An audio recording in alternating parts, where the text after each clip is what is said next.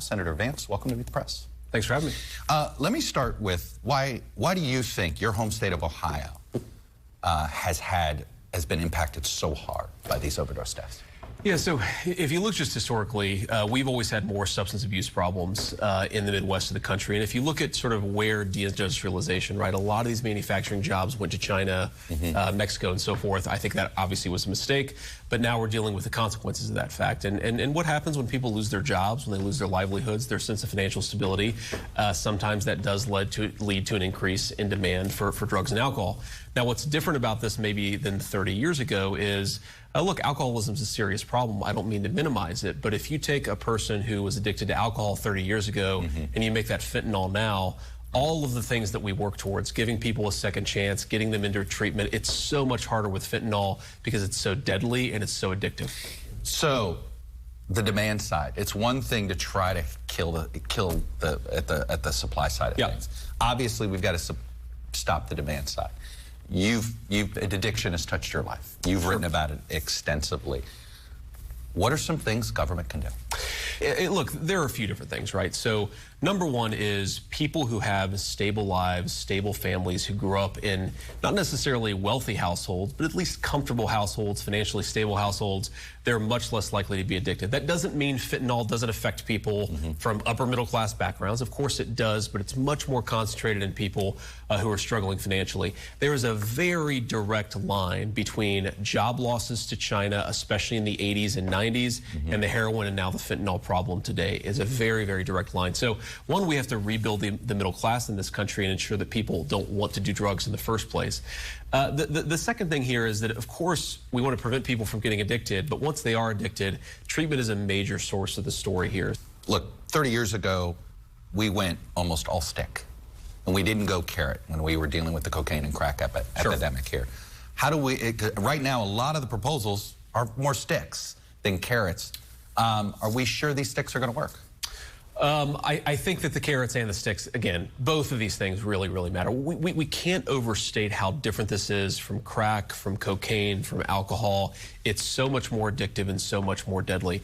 The most heartbreaking thing that I've experienced, I'd say, in the last couple of years, because of the fentanyl problem is you go into NA meetings, right, Narcotics Anonymous, where people are sort of taking the first, second, and third step to recovery. You go and talk to people, and you always hear this story. You hear a story about an 18-year-old girl who got addicted, got caught up in the wrong stuff, but was a year clean, was 2 years clean, was working, was thinking about getting custody of her kids back, doing all the things that we want people to be able to do in a country of second chances. But one relapse, and because it was fentanyl instead of heroin or crack, much deeper relapse. Not even just much deeper relapse, they're dead.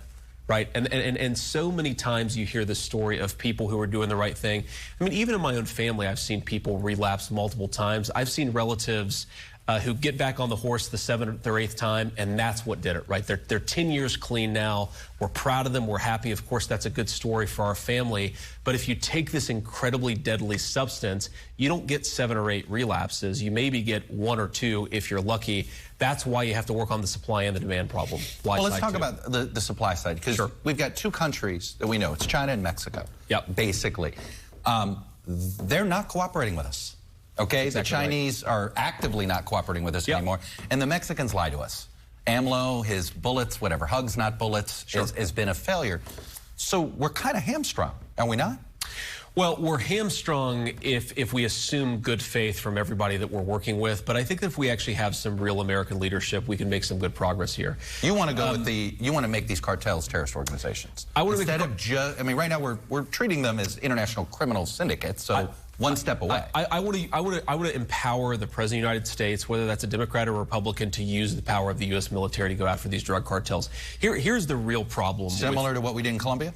If we have to, absolutely. Here's the real problem with Mexico here, and it's sort of twofold, right? On the one hand, you have the cartels, which are arguably the best funded criminal terrorist organization in the entire world because of the amount of money. They're multinational corporations at this point. They have investments that are, we can't. We wish it was only drugs they were making money off of. Exactly. And by the way, I've talked to DEA agents who think that the amount they're bringing in, their revenue per year has gone up 14-fold just in the last couple of years. That shows you what I think bad border policies can do. But the second thing, Chuck, is we have to recognize the Mexican government is being, in a lot of ways, destabilized by the constant flow of fentanyl. You mentioned Colombia, right? The Colombian drug cartels were so powerful that Colombia became a failed state. You think the fentanyl problem is bad now?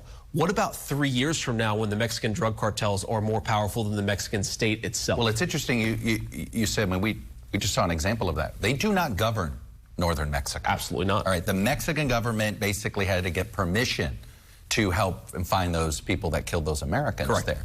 Let's talk about the Chinese side of things.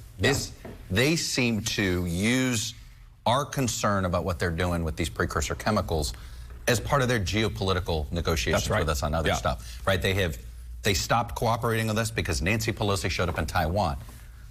How should we, we want to disaggregate those, but if they don't, how do we manage it? Well, look, we have less economic leverage over China than we did 15, 20 years ago because we continue to make bad decisions.